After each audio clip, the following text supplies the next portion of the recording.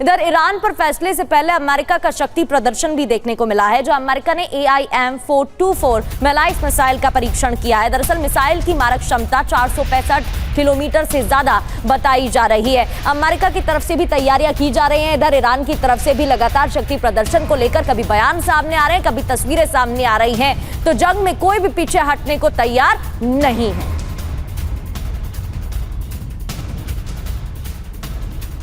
तो America UEM Jaipur एक आदर्श लक्ष्य है। भावी छात्रों के लिए अच्छी नौकरी, भविष्य के लिए तैयार कौशल के साथ अच्छी शिक्षा का शक्ति प्रदर्शन खबर क्या है? AIM-424 मैलाइस मिसाइल का परीक्षण किया गया। ये लंबी दूरी की एयर टू एयर मिसाइल है। रेंज 465 किलोमीटर से ज्यादा बताई गई है। कितनी घातक है ये भी जान लेते हैं। खतरे में अवैक्स और एयर टैंकर जैसे विमान की तरह काम कर सकती है। F-35 और F-22 फाइटर जेट ले जाने में भी सक्षम है। कैसे इस्तेमाल होगी? दरअसल फाइटर दुश्मन को दूर से ट्रैक करेगा और इतना ही नहीं, मिसाइल लंबी दूरी से ही लॉन्च भी हो सकती है। लक्ष्य के करीब मिसाइल इंटरसेप्ट करेगी और इसलिए भी ये ज्यादा घातक बताई जा रही है।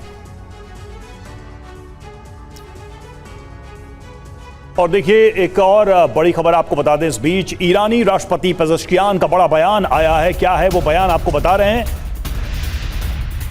देश में कई गंभीर समस्याएं हैं, ये पेजेश्कियान ने कहा है। पेजेश्कियान ने कहा महंगाई, बेरोजगारी और रोजमर्रा का संकट है। ये बयान बहुत महत्वपूर्ण है इन सारी चीजों के बीच, क्योंकि अमेरिका की कोशिश यही है कि देश के अंदर ऐसे हालात और बिगड़े और जिससे एक अनरेस्ट भी क्रिएट हो। पेजेश्कियान का यह बयान बहुत ही महत्वपूर्ण है। तो पेजेश्कियान ने क्यों कहा ईरान मुश्किल में घिर गया है? क्या कहा गया है? देश में कई समस्याएं हैं, महंगाई और बेरोजगारी और रोजमर्रा की दिक्कतें भी बढ़ गई। आर्थिक युद्ध झेल रहे हैं। संदेश क्या देना चाह रहे हैं? ईरान अपनी आर्थिक कमजोरी स्वीकार कर रहा है। अमेरिकी प्रतिबंधों का भी असर दिख रहा है और जनता और सरकार संकट से घिरी हुई है। बड़ी बात, बयान की टाइमिंग बेहद खास बताई जा रही है। त्रिपाठी सर, इस बयान को कैसे देखा जा सकता है? ये तो सच है कि आर्थिक तौर पर ना सिर्फ ईरान को बल्कि अमेरिका को भी नुकसान पहुंच रहा है, लेकिन पेजेश्कियान का ये बयान इस वक्त कैसे देखा जाए? देखिए, सिर्फ अमेरिका को नुकसान नहीं, सिर्फ ईरान को नुकसान नहीं हुआ, इसमें आप सही कह रही हैं, अमेरिका को भी इसमें काफ़ी नुकसान पहुंचा है। अमेरिका में फ्यूल की कीमत जो है पेट्रोल डीजल की 50% बढ़ चुकी है। बेरोजगारी बढ़ चुकी है, महंगाई 50% के करीब बढ़ चुकी है।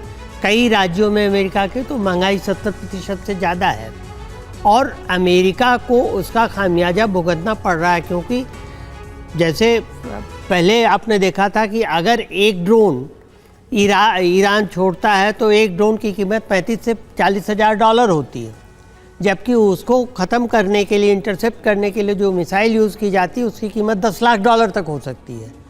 तो आनुपातिक तौर पे अमेरिका को इसका नुकसान हो रहा है। और यहाँ भी एक बार अगर अमेरिका का जो सुरक्षा क्षेत्र जो है गल्फ के ऊपर से, जिसके ऊपर से लोगों का विश्वास हट रहा है, अगर वो और ज़्यादा कमज़ोर होता दिखाई देगा तो फिर अमेरिका की बात ये एक अमेरिका की क्रेडिबिलिटी का भी सवाल है। लेकिन मनीष, एक जल्दी से आपसे हम समझना चाहेंगे, जिस तरह से हम पतंग उड़ाते हैं और पतंग में एक तरीका ये भी होता है कि ढील देते जाइए, पेशेंस का टेस्ट एक दूसरे का हम करते हैं और अचानक फिर काट देते हैं एक दूसरे की पतंग। क्या ईरान अमेरिका इस वक्त वही कर रहे हैं कि इसको खींचे जा रहे हैं, दोनों पर प्रेशर है, दोनों इकोनॉमिकली असर उसका महसूस कर रहे हैं, लेकिन इसमें अभी ढील दिए जा रहे हैं, लंबा खींच रहे हैं। कौन पहले कटेगा ये शायद बाद में डिसाइड हो। देखिए, आप इसे कह सकते हैं, ईरान को भी बखूबी एहसास है कि अमेरिका दोबारा से आएगा और लड़ाई फिर से होगी और उसी तरह से विध्वंसक लड़ाई होगी। हाँ, एक बात जरूर है कि जहां तक आप कह सकते हैं कि अमेरिका पर आर्थिक दबाव का सवाल है, तो कई बार मैं आंकड़े की तुलना करना पसंद करूंगा कि रूस यूक्रेन युद्ध में अमेरिका के लगभग 400 बिलियन डॉलर अब तक खर्च हो चुके हैं। उसकी तुलना में ईरान में, जिसमें वो डायरेक्ट वॉर में शामिल है, उसमें 45 से 50 बिलियन डॉलर का खर्च हुआ है। तो कहने का मतलब यह है कि कई बार मुल्क बहुत दूर की सोच कर चलते हैं कि 20 साल बाद इससे क्या फायदा निकालना है, तो वो उनके लिए खर्च नहीं बल्कि एक इन्वेस्टमेंट है, और उसी इन्वेस्टमेंट के नाते मैं यहाँ देख रहा हूँ। हाँ, ये बात जरूर है कि ईरान को अभी डील करना है कि पहले तो जंग थी और अब इकोनॉमिक सैंक्शन है, इस बीच में जो ईरान के अंदर में जो आर्थिक दबाव है उससे कैसे निपटा जाए, उसी के लिए बिल्कुल। और पेज़ेश्कियान का बयान इस बात की तरफ इशारा कर भी रहा है कि ईरान के अंदर एक आर्थिक दबाव है। क्या ये जो इकोनॉमिक डी डे की बात हो रही है, इस दबाव को विस्फोटक स्तर पर ले जाने की तैयारी अमेरिका कर रहा है? ईरान इससे कैसे डील करेगा, ये बहुत अहम सवाल है।